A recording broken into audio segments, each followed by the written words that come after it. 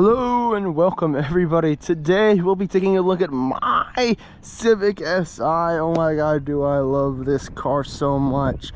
Again, this is Honda's the 11th gen Honda Civic Si, pushing at about 200 horsepower.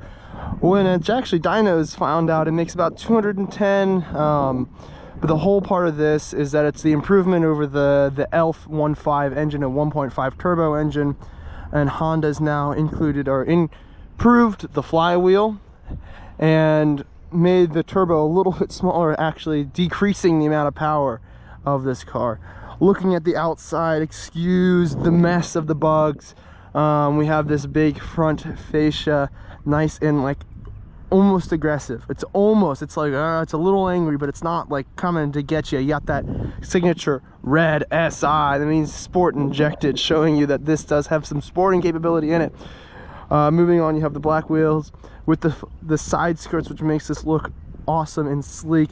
The improvements in, or the changes in the appearance of this car is like just enough. It's just enough. It's a little add-on.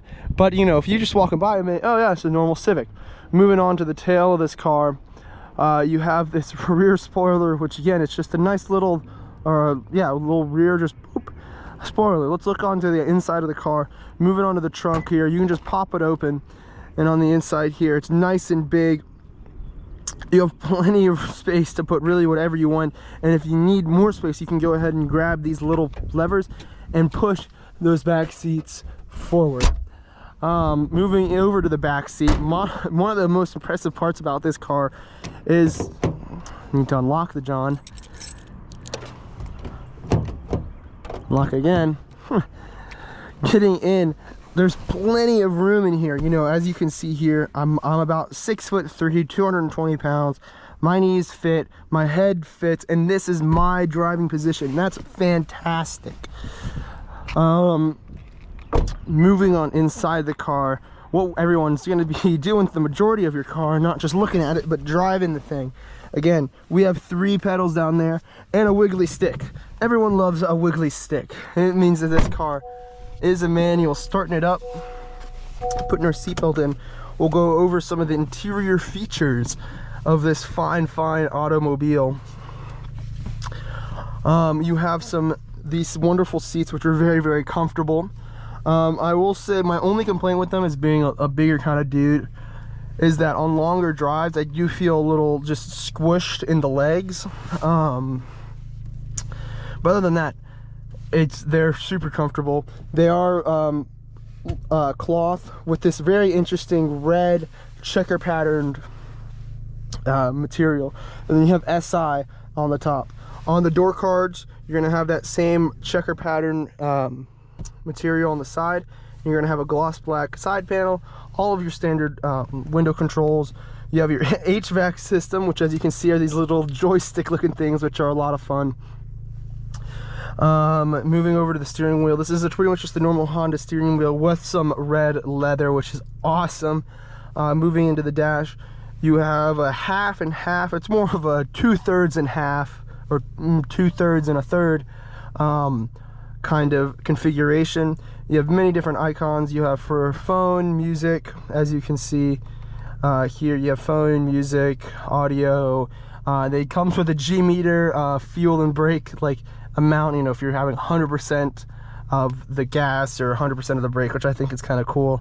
And everything else you could need more. I like to keep that just on neutral or the 0 stuff. Then you have your speedometer on top, what mode you're in. We're gonna go ahead and check this in sport mode. This is an SI after all. And then you have an analog speedometer on the side. Moving into the infotainment, there really isn't much there. This car doesn't have its own GPS system, so it relies on Apple CarPlay or Android Auto, which at this point, you know, everyone kind of wants that, and I really appreciate that. It just makes everything look everything a lot nicer. And yeah, moving on over to the HVAC, you just have 3 simple knobs. You have your temperature, your fan speed, and your mood, and that's it. And that's its single zone climate, which I think that dual zone climate is a hoax. It's fake. Like how it's the thing with like smoking and non-smoking on an airplane. You're like, well, sure, you know, but nonetheless, we're gonna go ahead and get a moving in this manual transmission Civic Si as we're rolling away here. I'm talking about the low speed maneuvers. This car is awesome. It's fantastic. It's super easy. Obviously it's a manual, so in low speeds it's not as easy as an automatic, but this clutch is so light. It feels like the way a clutch feels when you're like imagining driving. You know, if you ever sit there in your bed and like pretend to be driving a stick shift, and you know, you put the clutch in, that's what this car feels like. It's just so easy to drive, and I love it. It's like it does the Apple thing where it's like, oh yeah, that makes sense, that's what it should do. There's no like, oh, the clutch is super stiff because it's a racing clutch, you know, which some sports cars have because it's a, you know, you're driving a race car.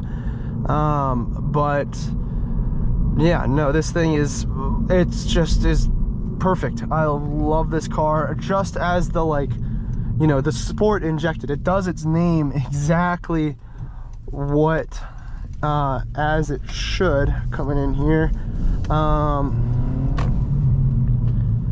you know, it's injected. It's a normal Honda Civic. One of the greatest dailyable cars in the world. Just injected with a little bit of sport. Very good handling, very good everything else, and a stick shift that feels fantastic. These gears and this whole transmission is just wonderful.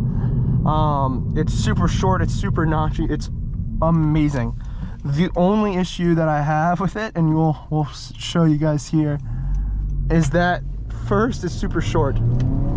You know, short 25, or that was more like 30, but yeah, but it's even more fun when you just get to bang through the gears, and you know, we're not going crazy, we're going just, you know, the speed of traffic. Something else that I love about this car is the auto rev match. Now, you may be a purist, or you know, a heckler or whatever, and go, it's not real driving if you have automatic rev match. But to that I say, use it in traffic, because like, yeah, sure, it's fun to heel toe and do all that stuff while you're you know, in the back roads, but when you're in traffic and you just, you know, put the lever from third to fourth, or from third to second, or not third, fourth to third, or third to second, it's great. It literally, it just feels like, oh yeah, you know, that's what it should do, right? But you know, in town, aside from it being a manual, it's perfect. It's fantastic. You do have not an auto stop start. You do have auto stop start in this car, which everyone you just turn it off. That's what you do. But you do have a hill climb, or hill start assist, which is awesome. You know, you have an electronic parking brake in this car right here. So having that hill start assist is wonderful, and it's very, very nice once you get used to it.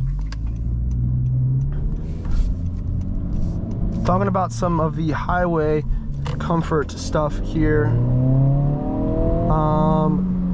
It's very comfortable on the highway. It has lane keep assist and the adaptive cruise control, which I will demonstrate for you guys here shortly. As you can see, the car is driving itself. It's driving itself. And it's very good. It's nice. It's pretty smooth. I really don't have any kind of worries about it. I will say, you know, on some, it does kind of get confused sometimes, so you definitely have to monitor it. And it also makes you wiggle the steering wheel every about 30 seconds, you know, 15 to 30 seconds, in order to remind you, you know, remind the car that you're paying attention. But a friend of a friend of a friend told me that if you put like a big water bottle, a real big plastic water bottle right here, it fools the system, and you can just, you know, relax and let the car drive itself. Which this friend of a friend apparently told me that they did it all the way from Tallahassee for about 3 hours, and it was super smooth. So just saying, it works, and it's actually very, very nice. Talking about what everyone wants in this car is the sport injected nature. It's awesome. It's fantastic. It's, again, it's peppy, it's fun. This is a great car to learn stick shift on. You know, people, the big argument, I feel like the argument of throughout the ages is this or an SI, or I'm sorry, this or a GTI. You know, are you gonna get the Honda Civic Si, or are you gonna get the GTI? And I think that, you know, in the past, the GTI always won just because it was more performance oriented, and I think that's the case still. But now we've just advanced so well that, like, again, this car has 200-ish horsepower, and that's plenty. That's plenty for, you know, your day-to-day. So you really don't need that 240 or the 240 that the GTI has. You know, it's such a good daily car that additional little bits of sportiness just make it, you know, that extra bit of good. You know, you hit the back roads and it just becomes fun, you know, and it keeps up really with anything you want. The LSD, the limited slip differential in this car is fantastic. It's crazy. If you haven't ever experienced a good car with a really good limited slip diff, it's kind of insane. You know, it pulls you through the corner. You know, you can almost power through corners, which is just mind-boggling, because you're always taught, oh, you put in a little power in a corner, the back end's gonna come out, or, you know, front-wheel drive, you're just gonna go straight. You're an oversteer. No, I'm sorry, understeer. But not with this. I mean, obviously to a certain extent, but the limited slip is gonna put that power to the outside wheel and just rip you around the corner, which is awesome. Talking a little bit more about the handling aspect, this car is light for this modern day and age. It's about 2,900 pounds, 28, like 50, depending on who's sitting in it, you know, or you know, what the situation is. But so it's fairly light. It does not have adjustable dampeners, which the old model had, but I found that it sprung very well. When you get into the turn, it has that kind of that Honda feeling. Again, I had an Acura wagon before this, and it has that same, it's kind of just as like, it kind of just moves into the moves in the turn, no fuss. You know, it's not abrupt, it's not harsh. And then in this car, it sits there and it's like, okay, yeah, we're great, we're happy, we're fantastic.